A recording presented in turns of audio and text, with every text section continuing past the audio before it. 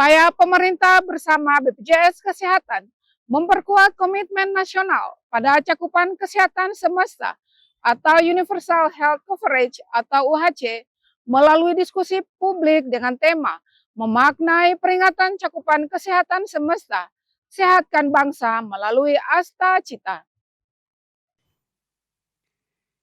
Upaya pemerintah bersama BPJS Kesehatan memperkuat komitmen nasional pada cakupan kesehatan semesta atau Universal Health Coverage melalui diskusi publik dengan tema memaknai peringatan cakupan kesehatan semesta, sehatkan bangsa melalui Asta Cita yang digelar pada Jumat 12 Desember 2025.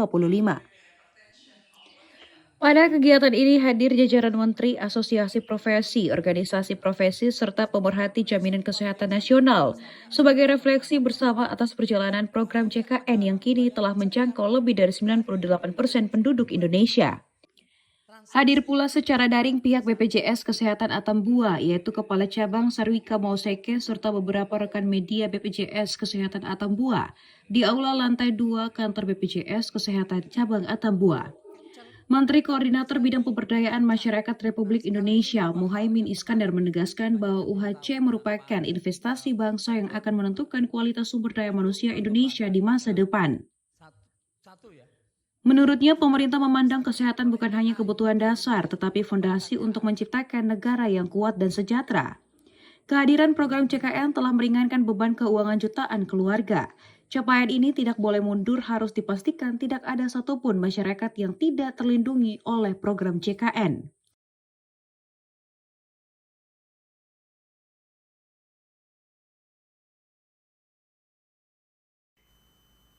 Universal Health Coverage sedunia hari ini adalah salah satu komitmen menghidupkan amanat konstitusi, yaitu melindungi segenap tumpah darah bangsa Indonesia.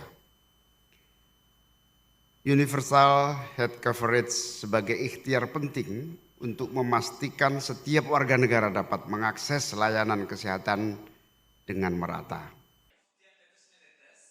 Direktur Utama BPJS Kesehatan, Gufron Mukti, menyatakan sejalan dengan pernyataan Menteri Koordinator Pemberdayaan Masyarakat dalam upaya promotif preventif.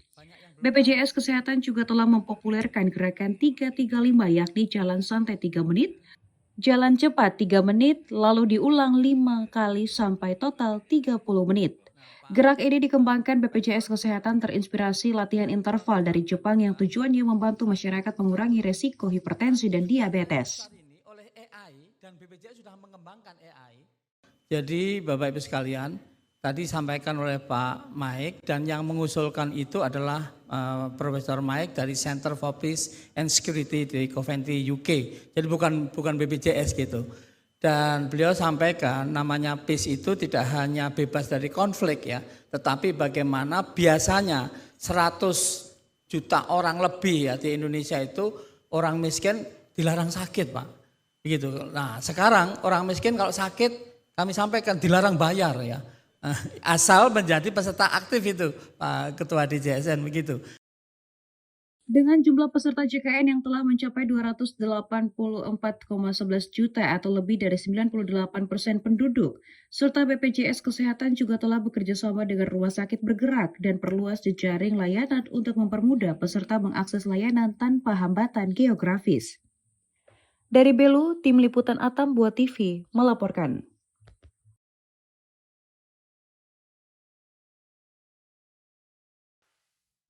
Jen Natalia Suryanto lakukan panen raya keempat di kebun Jen Belu di Desa Fatubaa, Kecamatan Tasifeto Timur, Kabupaten Belu.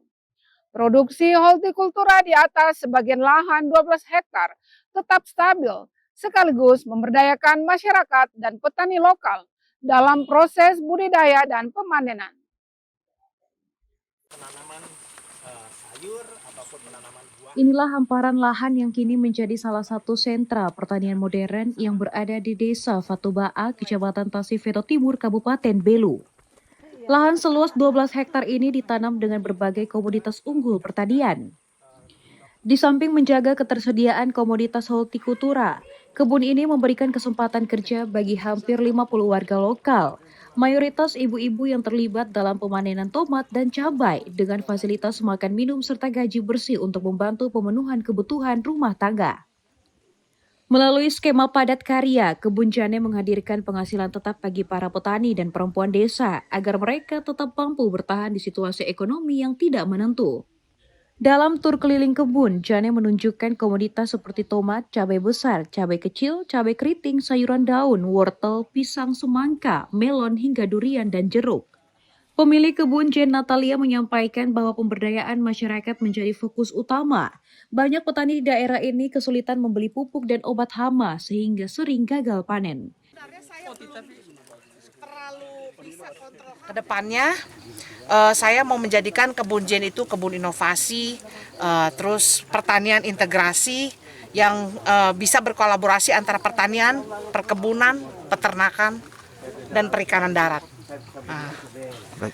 Ci, mungkin terkait satunya lagi, bagaimana pemberdayaan masyarakat di sekitar sini seperti apa ini?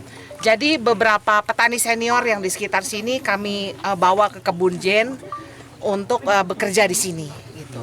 Karena sekarang ini jujur ekonomi juga agak sulit ya.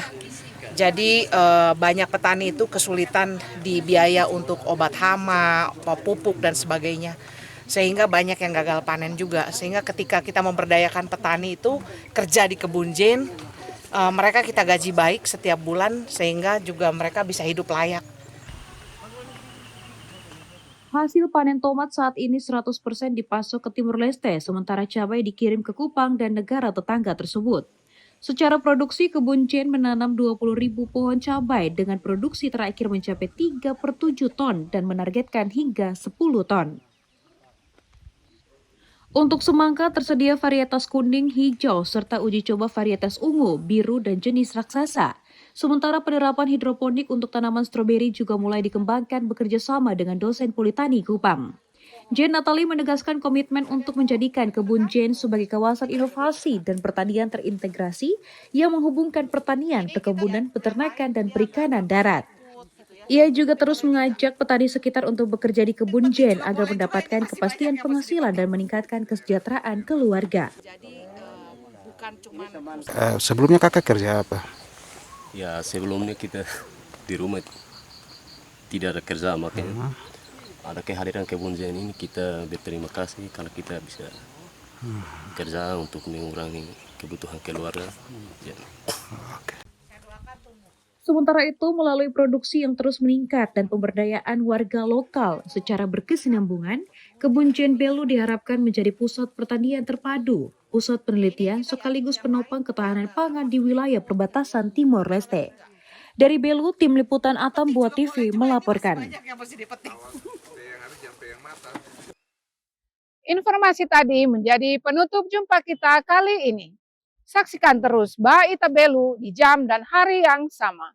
Mewakili seluruh kru yang bertugas, saya Anina mengucapkan selamat beraktivitas dan sampai jumpa.